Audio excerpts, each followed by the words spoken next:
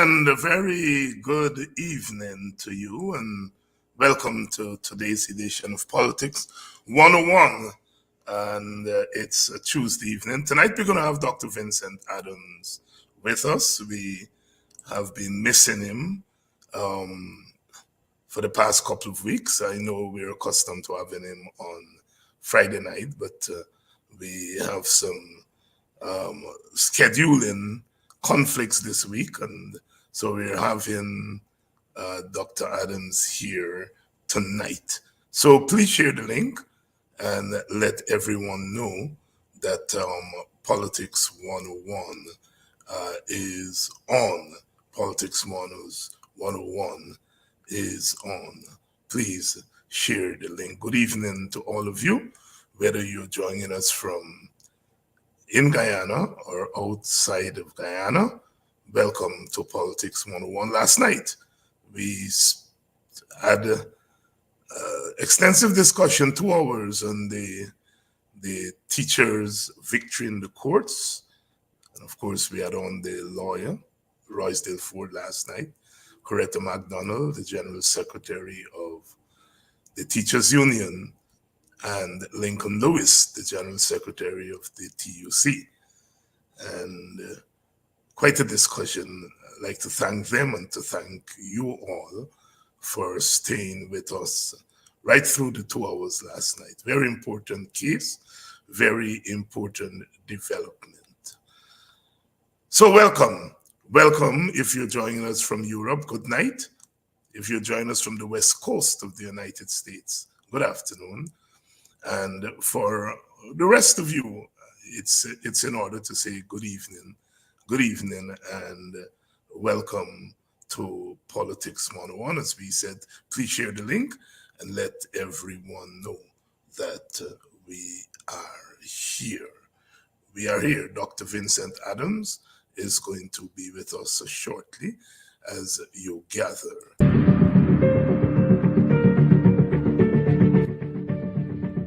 You know, people ask me all the time, why do you do this? Why do you not retire and read books and write fancy academic papers? And I say, yes, that is also important. But what is more important is that I was given an opportunity to read books in the first place, to engage with ideas because of the sacrifices of ordinary people. And so part of scholarship must be given back to the people in the form of public engagement. See myself as a public scholar, what we call an activist scholar or a scholar activist, who's always trying to use the knowledge that is gained from reading books, from observing people in their communities, in their society, and giving them back, in the words of a UC Guyana, giving them back to the people as a political nourishment and by extension, cultural nourishment. That's what I'm about.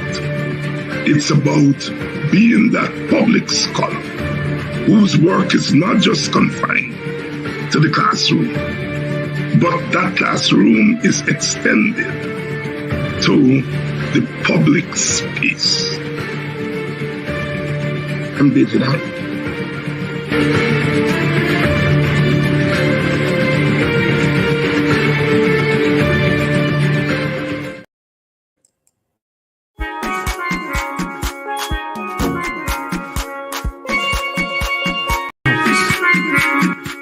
Please help keep Politics 101 on social media and broadcast television. If you are in North America, please donate via Cash App or PayPal.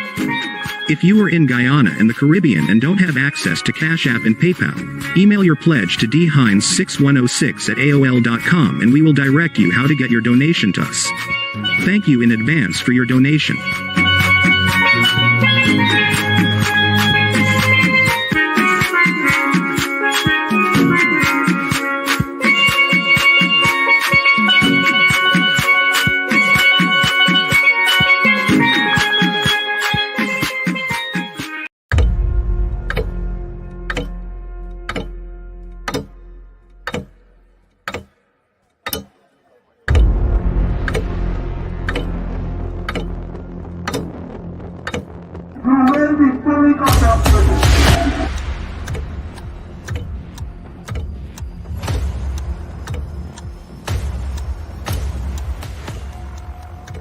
Mr. Watt, he is armed himself. Shots. Shots. Watch it. Tear gas. Live rounds. Also, I can see that.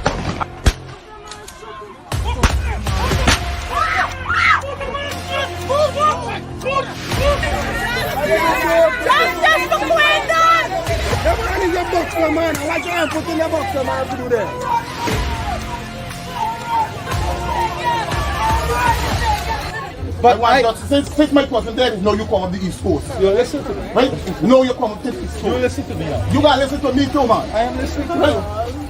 Now, I see you on the East Coast. The day when they get a protest of them, the next day, that's when you see one bigger heads come up to talk to my family. Right? And that's bad. If we didn't do a protest, we want to see nobody for justice. You see? I'm not holding back nothing. I'm not holding back nothing. I just need justice for my family.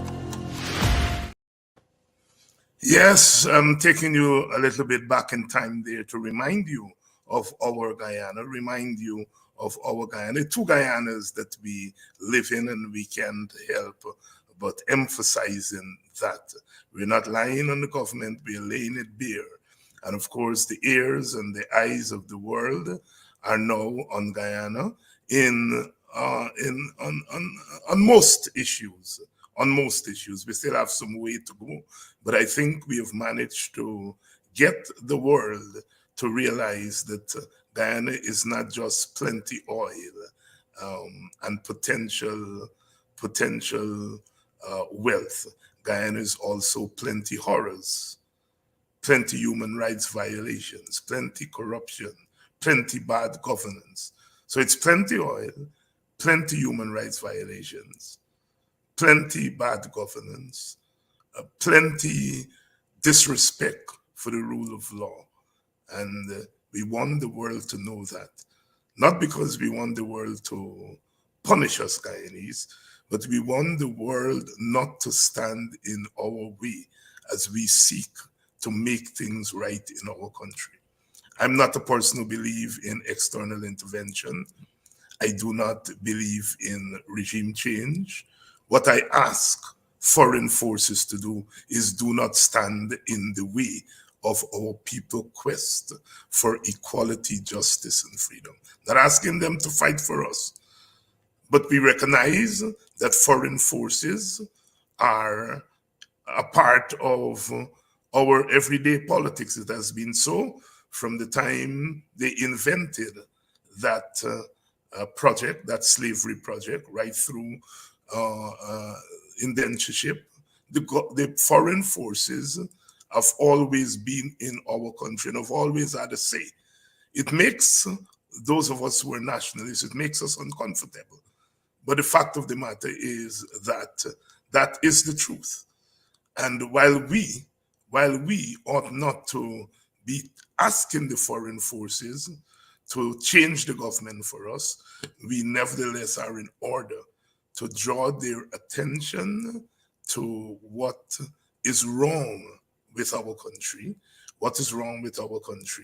and why they should not stand in the way of us cleaning up our country. Every foreign force has a right to decide which local force it is going to support. That's their business.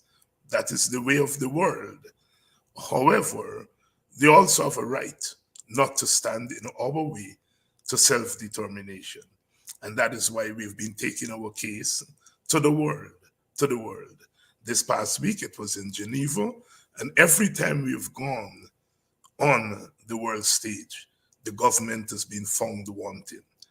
And they've been found wanting not because of some little mistake.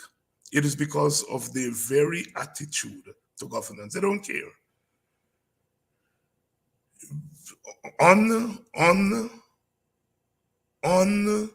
Unaccustomed to being subject to the rebuke of its own people. Over time, it thumbs its nose at even those who helped to put them in power, including the supporters who voted for them and the external forces who thought, and maybe some of them do still think, that the PPP better serves their interests.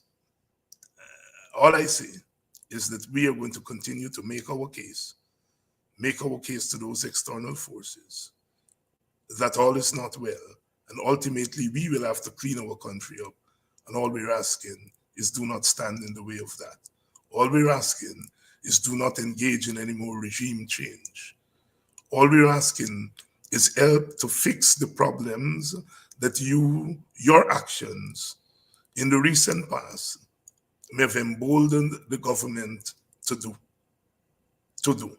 All governments, or third world governments, are always mindful of what big countries think. That's a rule. All third world governments, even big governments which are not third world.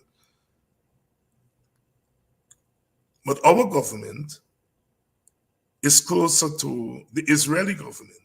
The Israeli government is thumbing its nose at its biggest supporter, the United States. The United States is begging it to have a ceasefire. And they say no. The United States has called for a ceasefire in Guyana. It has called for inclusive governance. It has called for democratic distribution of the resources. Like the government in Israel, the Guyana government is thumbing its nose at the United States and others. There's a parallel with the two. And I'm going to develop that tomorrow. I'm going to develop that thesis tomorrow. The Guyana government is no different from the Israeli government. We, the opposition, we, the majority of the people of Guyana, we are the Palestinians. We are the ones who are being beaten, whose homes are being bulldozed, who are being spat upon, whose children are being killed. We are the Palestinians in Guyana. And our government is behaving like the Israeli government. They say that we are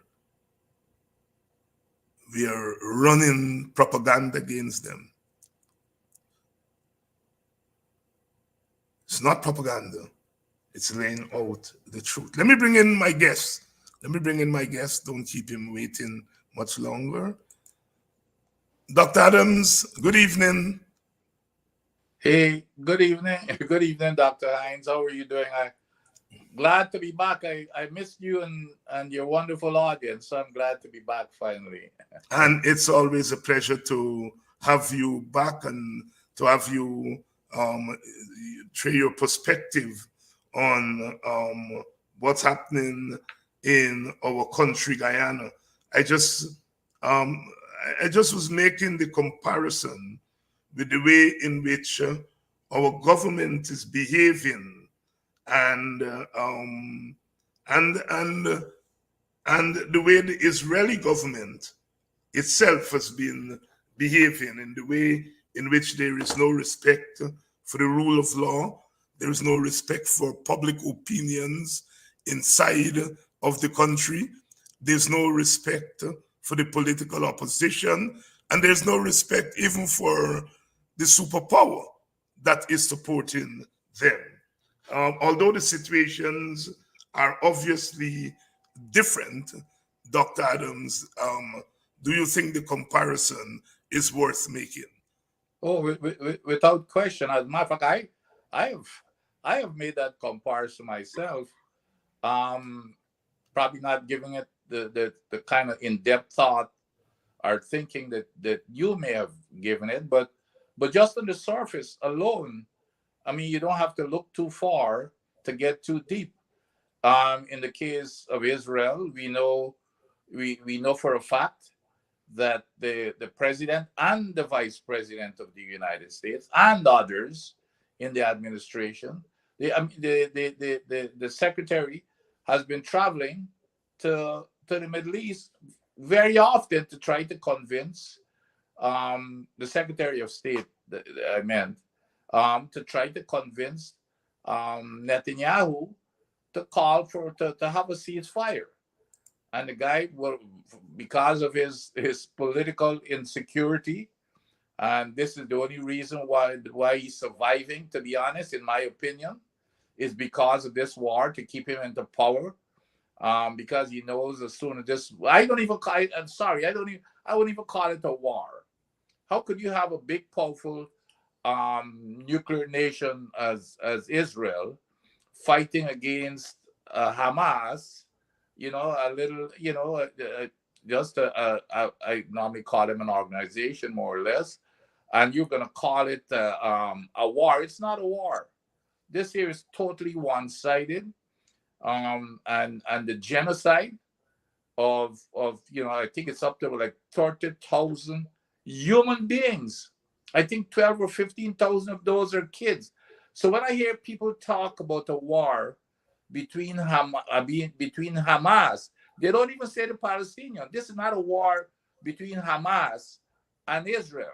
This is a war between Israel and the Palestinian people. 30,000 Palestinian people. What did they do to Israel? Now we all know that the upper echelons of Hamas and those guys, they without question, what they did on when was it, June the 4th, should not have been done. We all know that. Nobody condones it. But you can't tell me you're gonna go kill 30,000 in this 30,000 innocent residents, poor innocent residents, starving them of food and shelter. And I mean, this here is, we talk about and Israel of all countries, they should have been the least or the last to be expected to do something like this, just from their background with their Holocaust. And now here you are, it's having a genocide, and some people even comparing it to the Holocaust, because it's an extermination of the Palestinian people. Don't let us talk about Hamas. And I think that's where their sickness is coming from. This is not a war between Hamas and the Israeli government. It is between Israel and the Palestinians. And it's not even a war. It's the genocide of Israel against the Palestinian people. Hamas may have, I don't know how many hundreds of in their leadership, but if they've done something wrong, we all agree that they've done something wrong. Why would you punish over 30,000 and counting? As a matter of fact, it's not even punishment. It's a genocide, an extermination. It would appear to everybody that the intent is to exterminate that entire Palestinian population. That seems to be the end point. But you're absolutely correct. They're ignoring the United States, even though the United States is to me right now probably their only big supporter in the world. But they don't care. Same thing with Guyana. Guyana doesn't care, because they believe that now that they've got oil and they're big and powerful and they're mighty, because everybody keep running to them now to get part of the action. They believe that they've got unlimited powers. Look, I mean, you can even go further than the United States. Let's go to the United Nations Human Rights Committee. Look how they treated those people with disdain. Go before them with disrespect. The highest body of throughout the entire world in terms of making institution, the highest institution in the entire world. And look how they treated them. So it's just arrogance and high and mighty behavior that Guyana is. So Guyana is doing the same thing because of the oil that they believe I guess they just believe that now they've become the country in the world, and it's flying to their head. They're power drunk. But there's going to be a price to pay. Don't worry, this cannot continue, and there will be a price to pay. There will be a price to pay. Of course, we do not have 30,000 people dead, but we have other dead to count, from Orin Boston to Quindon Bacchus to Mr. Headley on the East Bank, to all those young people who are dying every day because of the neglect of the country, those people whose homes have been razed, they are the victims of the assault by the government, which is prepared, like the Israeli government, to use the power of the state against its own people. Just as the Israelis are exterminating the Palestinians by saying they are fighting against Hamas. Look at Guyana. Look at Guyana. They're picking out the Party G. They're picking out the PNC. They're picking out the AFC. They're picking out the WPA. They are picking out the organizations that they say that they are fighting against. And in the process of fighting to exterminate those organizations, because remember they say we will never see power again, not for another 40 years, which means that they intend to exterminate those organizations. And in the name of exterminating those organizations, you are invariably exterminating the people who support those organizations. Look at what you are doing with black labor. You're underpaying black labor, because you're underpaying grossly the public servants' labor. You're underpaying poor people labor, period. But you're especially underpaying the labor of public service workers. And when you underpay their labor, it means that their buying power in the marketplace is severely weakened. It means that they do not have any leftover income to invest so that they can create wealth. So they are constantly reproducing poverty. Those who depend on the rate and the pay of the government to its workers, they're condemned to recurring poverty because what they earn does not allow them to feed, house, and clothe themselves, and then have a little small piece to put in the bank that they probably can invest in a business so that they can create wealth. So the black working class is doomed under the policies of this government to become a black underclass. And the outcome is that the black masses, through the very policies of this government, are going to be reduced to second and third class citizens in Guyana again. It's therefore, you wonder when you see some of our brothers and sisters lionizing the president in Brooklyn and so on, and you look at these people and you wonder, are these people for real? Now, I'm one of the persons who don't feel that we ought to tell black people to support politically. If they want to support the PPP, that's their business, that's their right, and I will support their right to do so. But when I see black people making themselves royal fools, genuflecting to a man who is leading a government that is assaulting their own people in Guyana, who not only the government, but people now in high places, the United Nations, are saying that you are brutalizing black people. And then you see black people in Brooklyn behaving in such a way, you wonder sometimes whether some of us have our heads in the right places. Dr. Adams. Well, you touch on a couple of things. I'm glad you brought it up, because it's another clear indication and evidence that this government has no interest in protecting, first of all, the rights of the poor. And I have spoken about it and even written about it several times. It was even in the newspapers.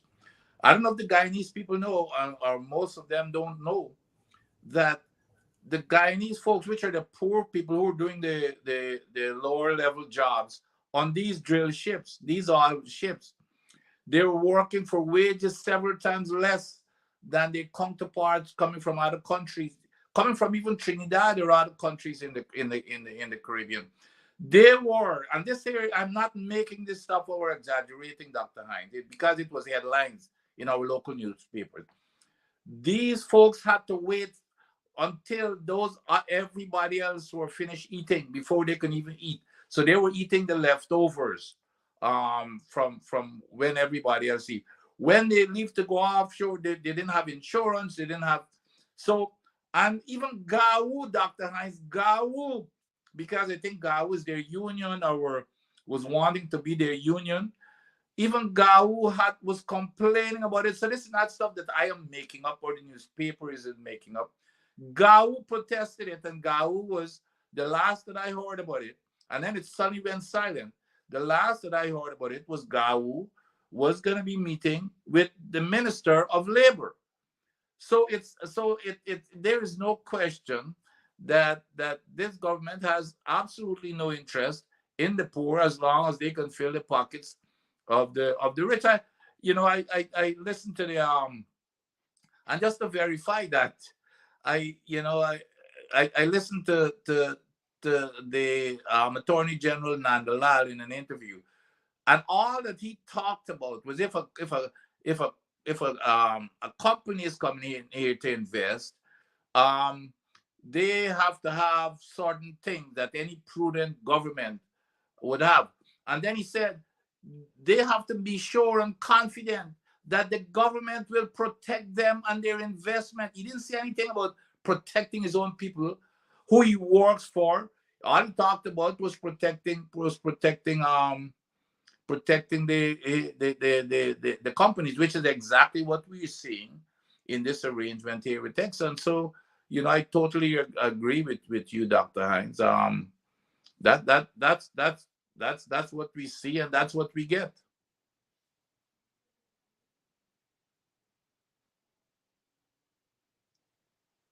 Hello, I think I missed you there. Sorry, I removed myself from the screen. Yes, you make a very important point there, Doc, in the sense that foreign companies are coming into the Guyana all the time, and the government is bending over backwards to ensure them that their interests will be protected. That is standard in most countries that go in that direction. Foreign direct investment, you want to give them friendly conditions and to woo them. In the old days, Arthur Lewis used to call it industrialization by invitation and so on. But Arthur Lewis never talked about prostrating yourself before these foreign companies. That even as you try to ensure that they have the best conditions and they get the best deal that you can offer, you also have to balance that by ensuring that your people get the best deal, that your people are protected, they're protected, the environment is protected so that you protect their health. The labor laws are protected so you protect the right of your workers to earn a living wage. You want to make sure that you strike the balance. And if you look at the countries around the world that have struck that balance, and we usually look to the Scandinavian countries, Sweden and Denmark and those countries, which tend to come down somewhere in the middle, the balancing of human rights and the balancing of human dignity with foreign investment and local investment. Those countries tend to do well in the index, the human development index, and so on and so forth. And so what you're asking for and what all of us are asking for is a balance. But you have to wonder whether the fact that this government is so determined, it's going to court to appeal the ruling of its own court, which says that you have to have money from the parent company for insurance. You're not going to court to appeal a ruling by your judge that says workers have a right to strike, and when workers would have exhausted all avenues and they go on strike, that strike is a legitimate strike, and they're not subject to no pay, no work, no pay.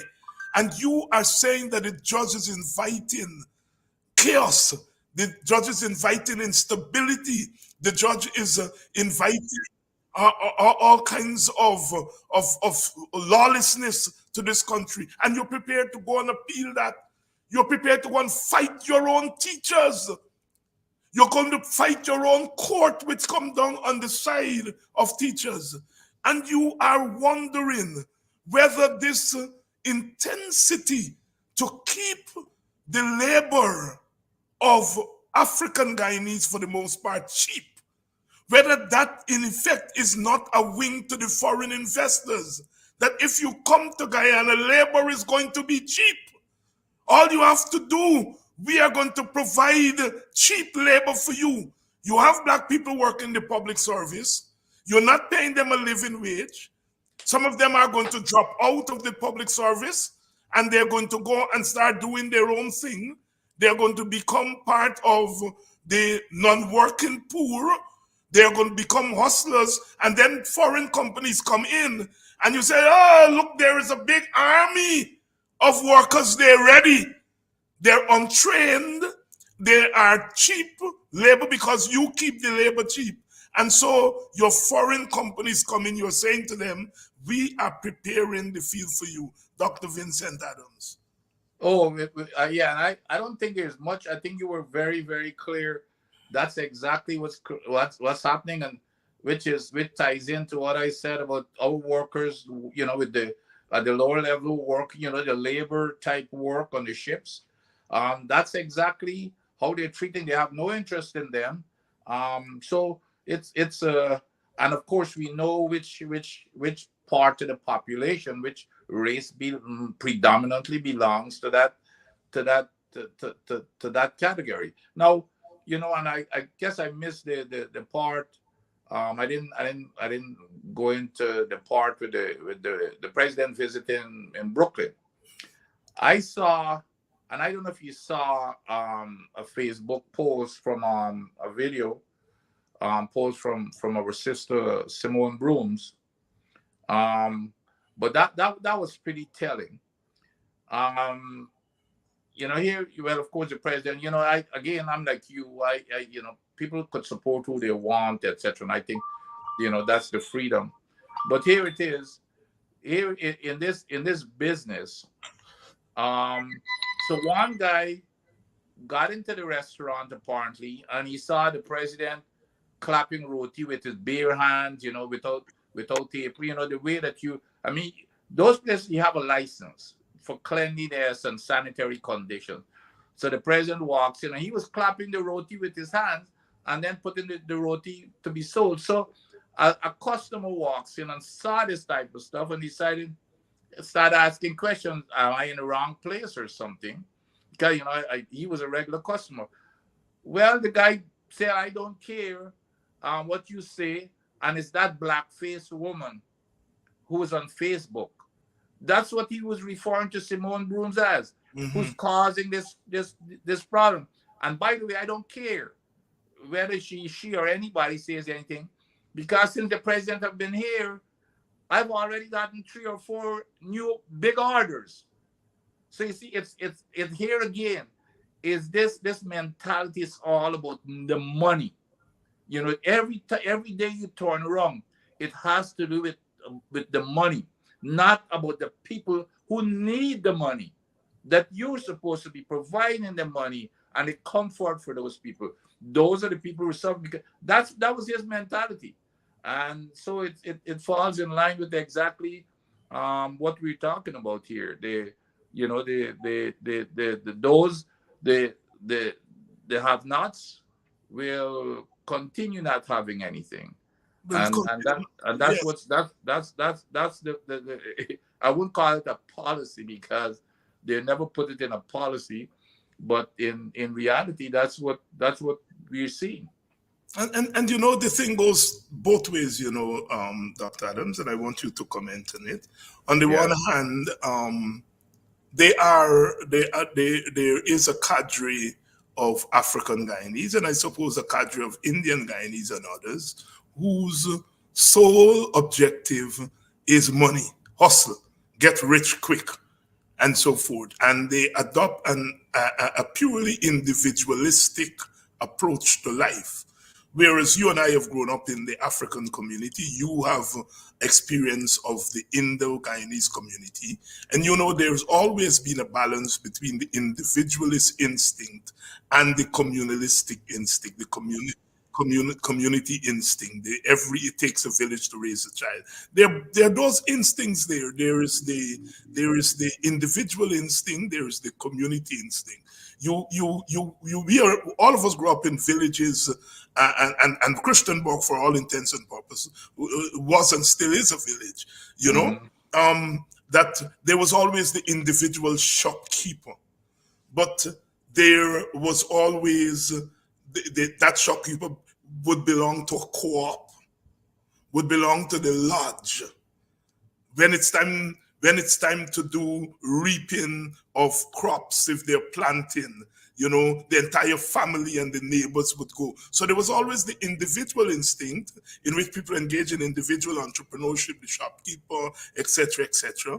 But there was also the communal instinct, and the two existed side by side. But what we are seeing now is a cadre that is developing that is purely individualistic in its outlook, and then you have a government which recognizes that there is not a balancing effect in the Black community with that individualistic approach.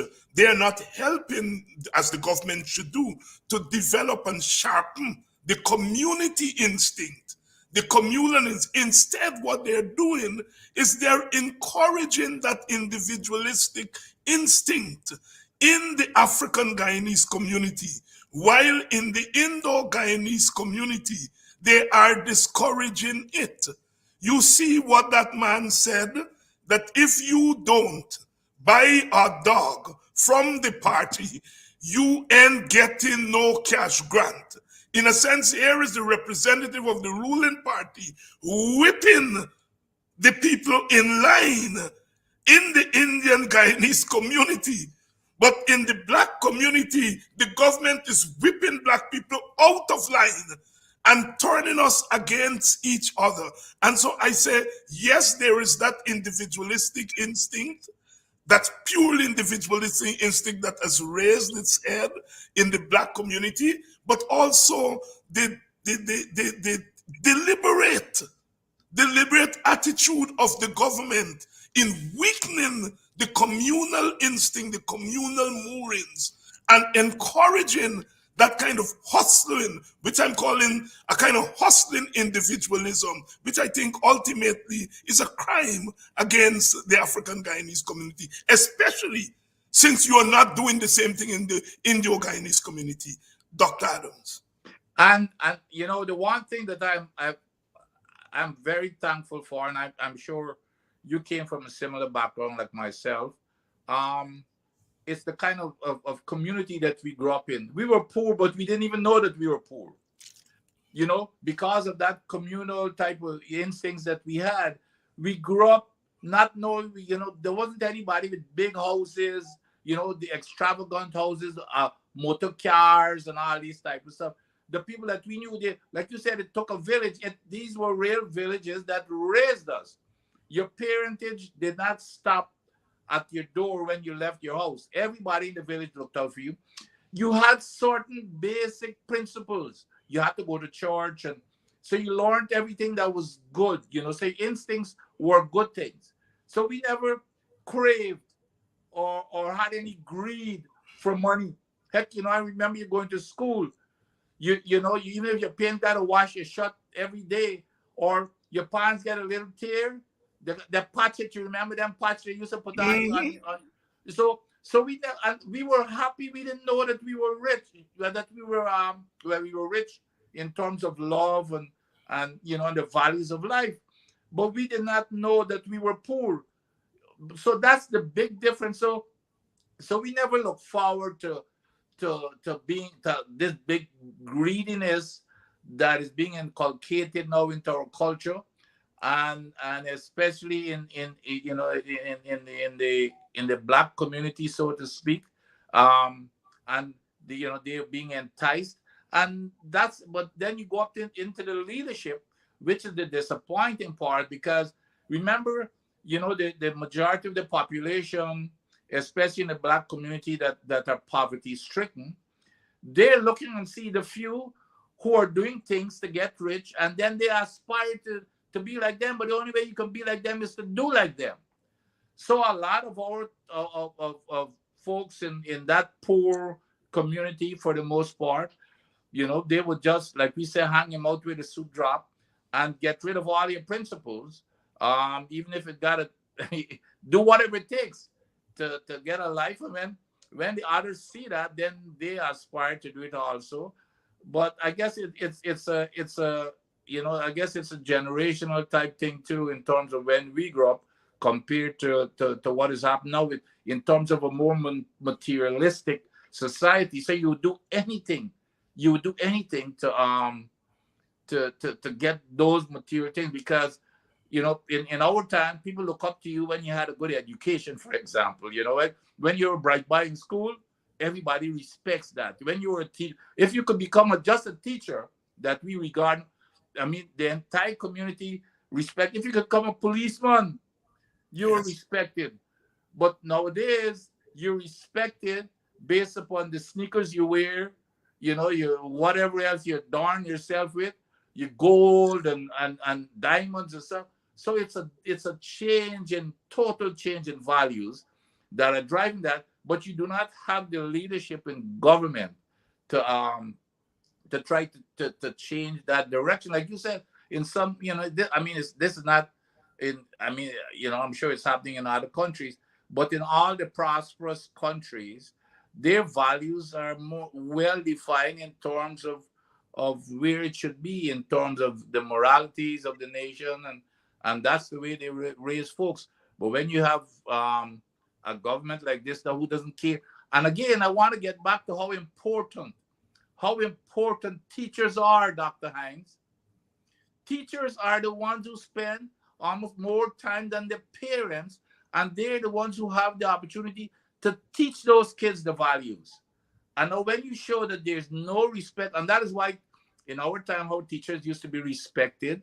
But now, when you treat the teachers the way that this government is teaching the teacher, who are the ones who are going to build society because of these values, social and otherwise. It's not about math and science and English, and it's about that other parts of your human nature, of what is even more essential. The teachers are the one who frame that in you and who develop that culture and foundation for you to become successful. So when you treat your teachers like that, you're not only breaking down the teachers and discouraging them from getting into teaching, but you're also destroying the foundation of the country, the building block of your country. And that is what this government does not understand. You're destroying the building block of your country. And now the things you can afford it to invest. You talk about investment. This here is where you ought to be looking at your number one investment to develop that society of the future generation. Guyana, 50% of Guyana population, well, it's 48%, is below the age of 26, Dr. Hines. That's what you got to develop. Yeah. So, yeah. but they do not have that visionary thinking or anything that makes sense. It's all about money.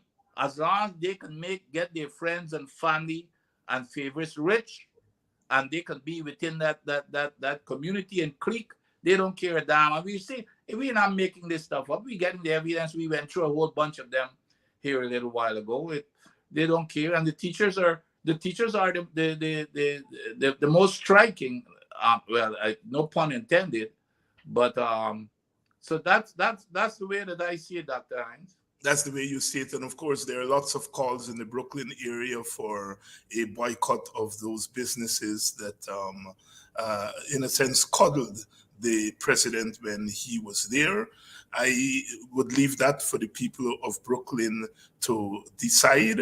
I am very careful when you're talking about people's livelihood. I know those people, those little stores, they depend on their sales for their livelihood, and I wouldn't want to use this platform without knowing all the evidence to put my support behind a boycott of those small businesses. People err, and sometimes there are various ways of rebuking them without going to the ultimate. But like I said, I'm not on the ground there in Brooklyn, so I don't have a keen sense. I would depend on the brothers and sisters there in Brooklyn to make that determination. But clearly, the behavior of some of our brothers and sisters there the other day was shocking. It is not the welcome that the president gets. You have every right to welcome your president. He's officially and legally your president. You have every right to do that. But a president that is overseeing a government that the United Nations and the rest of the world is saying you're not doing right by black people. Here you are in the heart of black Guyanese America. You are there because that's what Brooklyn is. You're in the heart of African Guyanese America, and you are not rebuking him. You welcome him, but say you welcome here, but we got some things that we want you to deal with here, not coddle him and not try to shout people down who are trying to raise these matters with him. I think it was totally out of order, and it was not our best showing as an African people, as poor people, and as Guyanese. Miranda is asking here, if why do we feel we speak for all black people? I do not speak for any black people. No black people have appointed me to speak for them. What I do speak on behalf of and speak in defense of is blackness and black dignity. I want you to get that in your head, Miranda, and people like you. I do not speak for black people. Black people are not robots that people have to speak for them. They can speak for themselves, right? But what we do speak in defense of is black dignity. And I've earned the right to do that.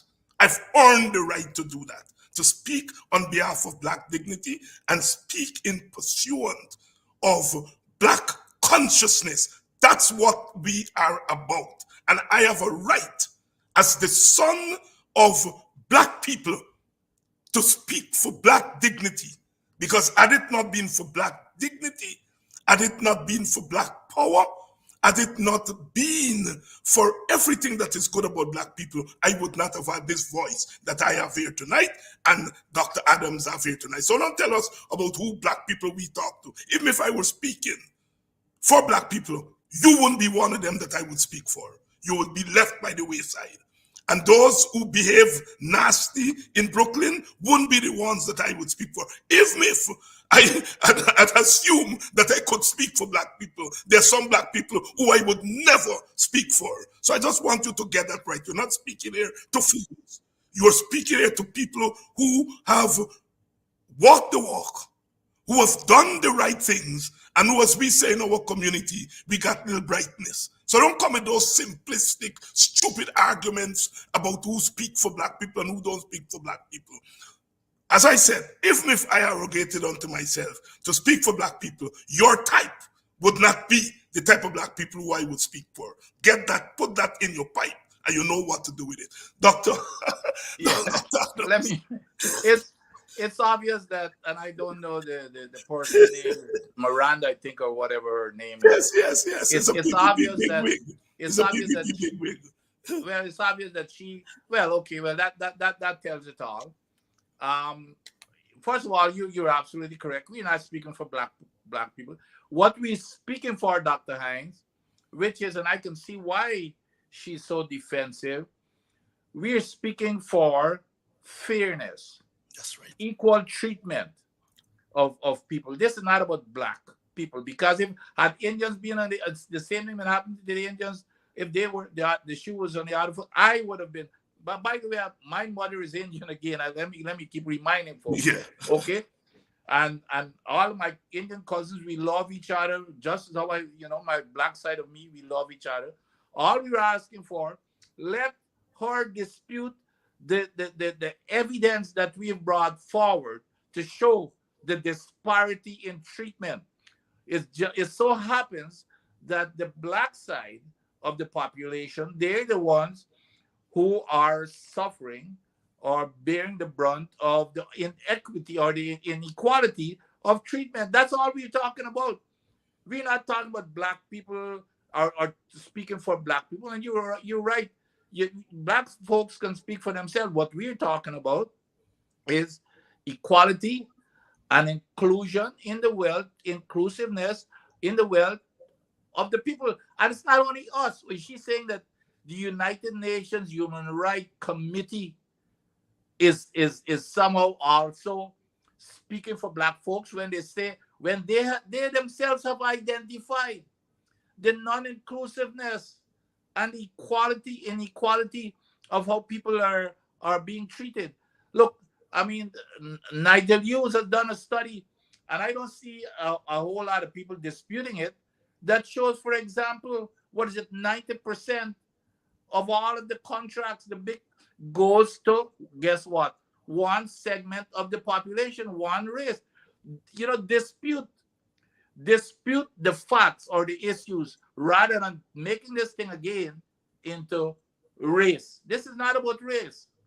This is about the facts that exist, except that the issues affect one race, and we bring it to the attention. So I would advise that well, I was about to say I would advise that she listen, but based on who you're telling me she is, it's obvious that they don't do anything. Listening or is not part of their modus operandi. Listening is not part of their modus operandi. If you are joining us a little bit late, yes, you're on to Politics 101.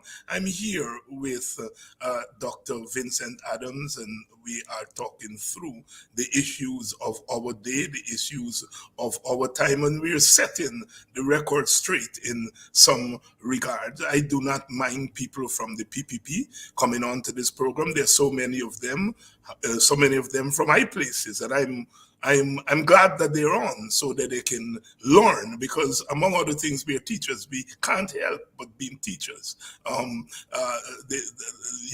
Life has put us on that path, and I welcome people from the other side to join us. But please do not come here and insult our intelligence. We do not speak for black people any differently from Irfan Ali and Jack Dio, not speaking for Indian people, but they look after Indian interests. They use the state to pursue Indian interests. Whether those interests are elite Indian interests and to some extent working class interests, they use the state to pursue Indian interests. Do not deny me the right to use whatever little agency I have to pursue and to defend African Guyanese interests.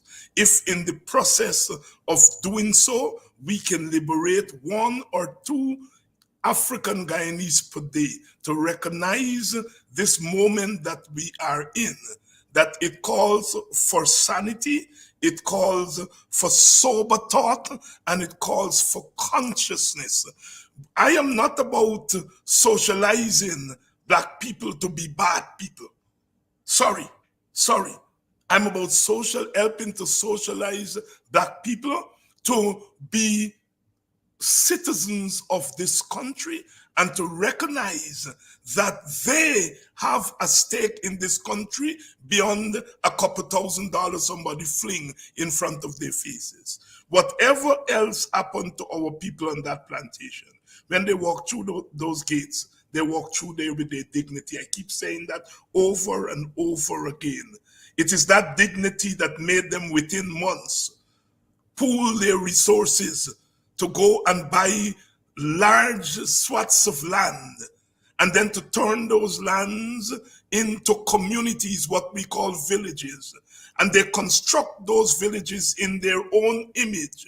Their church, their school, their economy, their political system that they call the village system, the economy, what we call the village economy, the birth of the agricultural economy, the modern agricultural economy started in those villages. And they had to have come out with dignity, common sense, and vision in order to do that. And in 2024, I am not going to stand idly while Black people sell that vision and that dignity for a few pennies. Because when you go before the modern day master and you bow down and close your eyes, he puts $1 million in your hand. And when you close your eye again to say thanks, he put 500 million in your brother, your East Indian brother, sister, and you never see it yet. And you run away. Oh, $1 million, $1 million.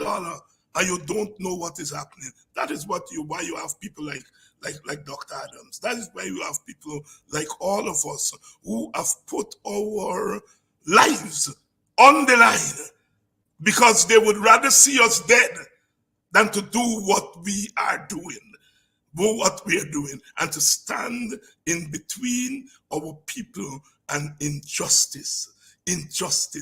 That's what we are fighting against. Let me just add. It's this whole thing about speaking for Black people and who speak for Black people seems to be the new talking point and tactic of these folks. Take a typical example, probably the best example. They've used the same words for epology. Mm-hmm.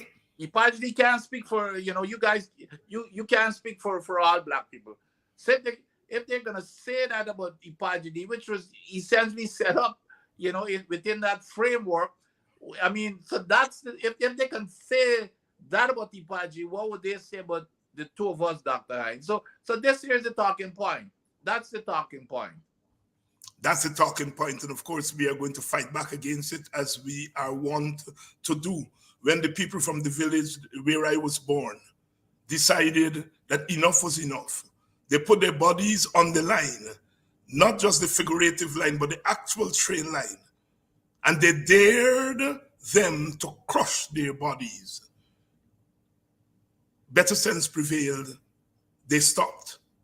And they marched the governor down to the backland.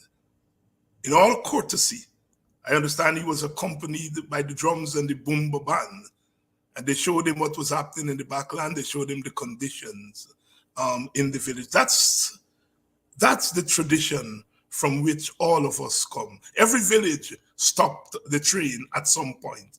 The one in Buxton was demonstrated in a peculiar way. It was demonstrated, but in every village you stop the train, because in every village you rebuke the rulers of the colonial times who did not want to treat people as citizens. As I said, our mantra here is this: poor people of all races are seeing hell in Guyana. Just go to the market. And when you go to the market and you look at the prices in the market, something is wrong. You don't have the money to buy what's being sold there. Every race, the people of every race, especially the working people, the working poor, suffer. But African people, because of where they're located in the economy, they are wage earners working for the government. The cheapest paymaster in Guyana is the government. And the institution that is receiving the most money is the government. The government can $1.14 trillion. They can wave in front of us and say, look, we're spending. And yet, they are the worst paymasters. They don't want to pay their workers. They rather go to court and appeal their own court against their own court. This is not the Privy Council. This is not the Privy Council that says that the workers ask for bread and you give them you know what. It is your own court, and you are appealing your court that is talking about the dignity of the worker. Shame on you. Shame on you. Your own court that says the health of your people will be so much devastated if there is a spill that you have to have the parent company giving a guarantee, and you are appealing against your own court. You all know that I don't get on the oil and gas bandwagon and so on. Not that I think people are wrong, but I think people are fighting that fight for a better contract and better conditions. I fight in the fight for the money that we get in, that we share it right. And I think when both sides win, we all win. But when it comes to your court saying, protect your environment, and you are taking your own court to court, you are taking your own court to court, shame. And to those in Brooklyn who are coddling the chief bottle washer of that, you all ought to be ashamed of yourself. And all I would say for now is what old people say, bag your face. Bag your face, those of you. It's not that you all don't know. You have social media, you all know what's happening in Guyana. But you get 4 orders. You get 4 orders. You know how many orders your brothers and your sisters just across the county line is getting? You get 4 orders. Black people, know thyself. Know thyself. Brother Adams, what's happening in the oil and gas? Well, let me add something there that you brought up. Again, getting back to this person who was saying, well, this here is about Indians and blacks, because that's where she was going with that. Let me tell her this whole thing about a spill. If a spill if a spill happens, it's gonna wipe out fishing. Okay, and guess who predominantly fish in for Guyana? It's Indians. So when we talk about, when we're fighting for a cause, it has nothing to do with race. It's what is right for the country. And it so happens that in some cases it affects black folks more. In some cases it affects Indian folks more. In this particular case, the first set of people who are going to be affected are the fisher folks. Yeah. As a matter of fact, they're already being affected with some of the things that the coalition had in the permits, and that they've removed, such as dumping of produced water with all of this oil and hot water and toxicity. We've seen the evidence. I'm not, I do not have scientific data to prove it, but we're seeing it. Most folks do not believe it's just a coincidence that the fishing industry and the fisher folks are getting out of the business, and most of them are Indians. And that's what that spill would, the first set of people that would affect are those. So we're not speaking for black people in that instance. You can say that we're speaking for the Indian folks. The entire quarantine that is predominantly Indian, they would be affected, with their livelihoods and everything else, that their health, just breathing it in, the fumes from the spills, etc. It could even go up the river. So we're not, the oil and gas in a spill is not going to differentiate between black and Indians. So it's a stupid comment for you to be making when we are making these issues something that we're educating the folks to let them understand the risk and how it's affecting them. It's a foolish comment, or just a just a biased comment for you to be making those statements when we're discussing what is best for the country. And it's, in some cases, the impacts would be against or for the blacks. In some cases, the impacts would be against the Indians. So stop that foolish, the nonsense. Stop spouting ignorance. And you know, the point you're making there is so much on point, that fisher folk would be the first group of people who are going to be affected by an oil spill. But the government, as it is doing to black people, it think black people like small money. It think Indian people, you can do them whatever you want to them, and then you care a little biggish money and give them. So you're going to destroy their livelihood, but then you go into them and say, look at $500,000 cash grant, right? Yep. And that's the way they see all of us, including their own supporters. They see Indian people in a certain derogatory way. They see black people in a certain derogatory way. They line it up to make it look as though they see Indian people better than they see black people.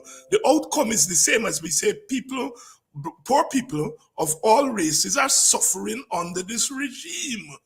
But the way in which the African suffering is manifesting itself is in a serious way, because African people have nowhere else to go. They're wage earners.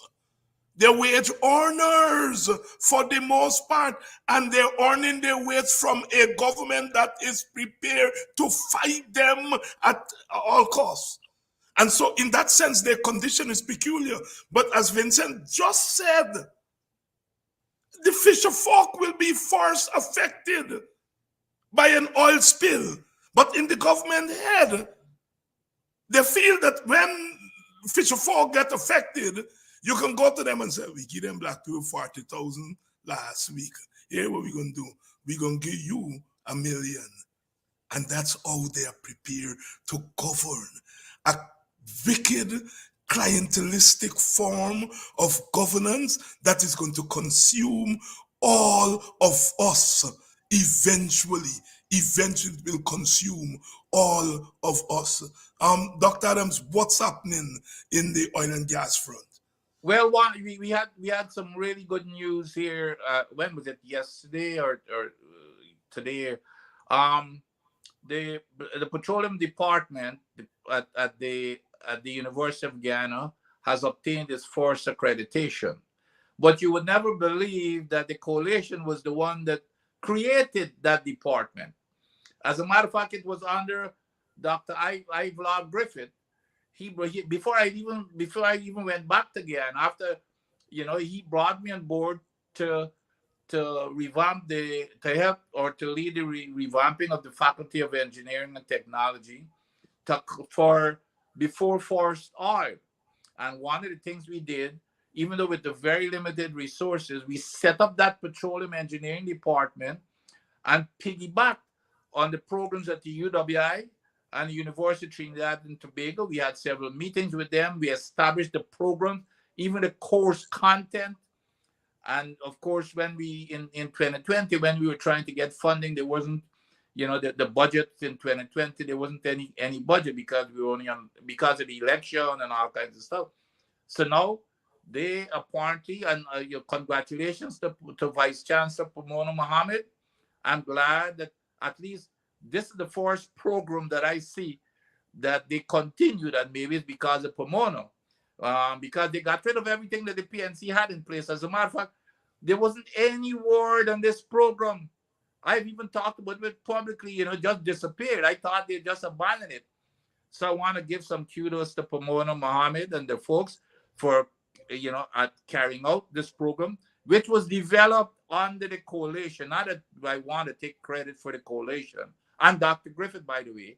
But I just wanted to let it be out there because I know what they're gonna do. They're gonna jump out there, which is exactly what Mr. Nandalal did here in a recent interview with NCN.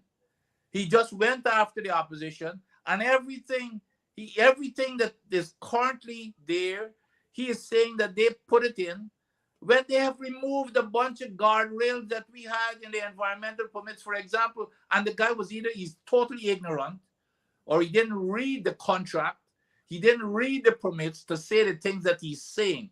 For example, could you imagine this man is saying that there was no flaring regulations in the permit?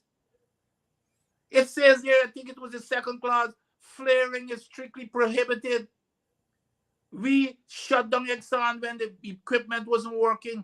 When they got into office, they removed it and add this paltry fine. And it's a lot of similar. This, you know what this man said, Dr. Hines? This here is a doozy.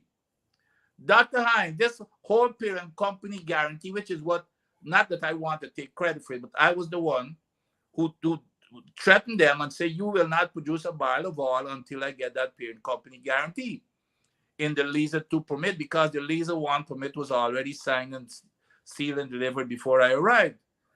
We put it into that permit. This man is saying that not a dollar existing in the permit that we signed off. There was no parent company guarantee. This parent company guarantee came up after they come on board. And still, but he sounds so stupid, Dr. Hines. If it came during their time, why the hell are they fighting against it now? So he doesn't make any sense whatsoever. So he just lying through his teeth and his bare face, and I'm not gonna let it go because the public will hear some more from me about this. He's not gonna get away with it just getting up on television and lying like this. He's not going to get away. As we come to the end of our program tonight, tomorrow night we're going to start a little bit early. We'll start at 6:30 tomorrow because I have another engagement later on in the evening. So we'll start tomorrow at 6:30 instead of 7 o'clock Guyana time, Eastern time. So you want to note that. Dr. Adams, as we close out, your thoughts on the court's ruling on the teachers' strike. It's a landmark case, but I'm still keeping my fingers crossed. I have no doubt because they're going to take it to the CCJ, and all of my doubts were in the Guyana court system, but now at least what our court system is showing us, Dr. Hines, especially the ruling by